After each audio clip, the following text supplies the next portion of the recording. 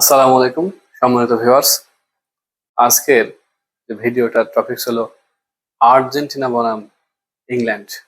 শুধু খেলাই নয়, তাদের ভিতরে যে যুদ্ধ দ্বন্দ্ব সেগুলাও আজকের ক্লাসের ভিতরে আমরা পরিষ্কার করব। দেখি, আর্জেন্টিনা বনাম ইংল্যান্ড বা ব্রিটিশ। আমরা যে দ্বন্দ্বটা পাই ফকল্যান্ড দ্বীপ নিয়ে। কোন দ্বীপ? ফকল্যান্ড দ্বীপ নিয়ে। 1833 সালে ব্রিটিশদের তখন শৌর্য বীর্য সব থেকে উপরে, অর্থাৎ পৃথিবীর শাসন করতো ব্রিটিশরা।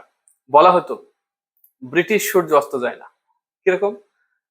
এই একবারে উত্তরের ইন্দোনেশিয়া থেকে শুরু করে ইন্দোনেশিয়া ব্রিটিশের দখলে, আবার সর্বশেষ ওই যে যুক্তরাষ্ট্র, মেক্সিকো, এগুলাও ব্রিটিশের আন্ডারে। বাংলাদেশ, ভারত, পাকিস্তান এগুলো তো আছেই।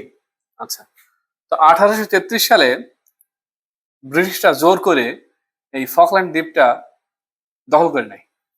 পরবর্তীতে 2 এপ্রিল 1982 তৎকালীন আর্জেন্টিনা সামরিক জান্তা সরকার এক অভিযানের মাধ্যমে এই দ্বীপ দখল করে।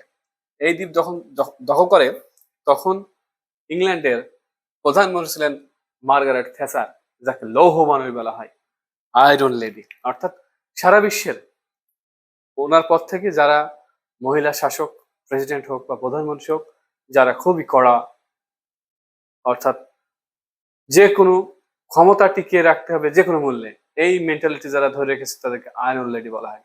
আমাদের সাবেক প্রধানমন্ত্রী জুলাই অভ্যুত্থানে যিনি পালিয়ে গেছেন, সেই শেখ হাসিনাও কেউ আয়রন লেডি খ্যাতি দেওয়া হয়েছিল। যাই হোক, চলে আসি আমরা আহ দখল করে নেওয়ার পরে 14 জুন 1982 সালে ব্রিটিশরা পশ্চাৎ ধাবন করে, অর্থাৎ পিছিয়ে আসে।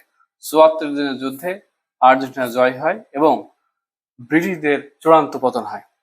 অবস্থান এই দ্বীপটি আটলান্টিক মহাসাগরে, ব্রিটেন হতে প্রায় 12,955 কিলোমিটার দূরে।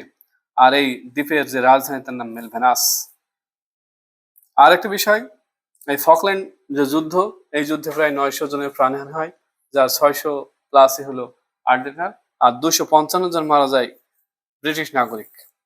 আর 1900, প্রিয় দর্শক, আর্জেন্টিনা 3বার কাপ পেয়েছে, তার ভিতরে অন্যতম হলো 1986 সাল। এই 86 সালে যে ম্যারাডোনা হাত দিয়ে একটা গোল করছিল, তো এই গোলটা কিন্তু ইংল্যান্ডের বিরুদ্ধে করা হয়েছিল কোয়ার্টার ফাইনালে। তো সম্মানিত ভিউয়ার্স, পরবর্তী ভিডিও দেখতে আমার এই চ্যানেলে চোখ রাখুন, ফেসবুকে চোখ রাখুন। লাইক কমেন্ট, আপনাদের লাইক কমেন্ট শেয়ারই আমাকে অনেক দূরে এগিয়ে নিতে পারে। পরবর্তী ভিডিওর জন্য পরবর্তী ভিডিওর আপনারা দেখবেন সেই আশা ব্যক্ত করছি।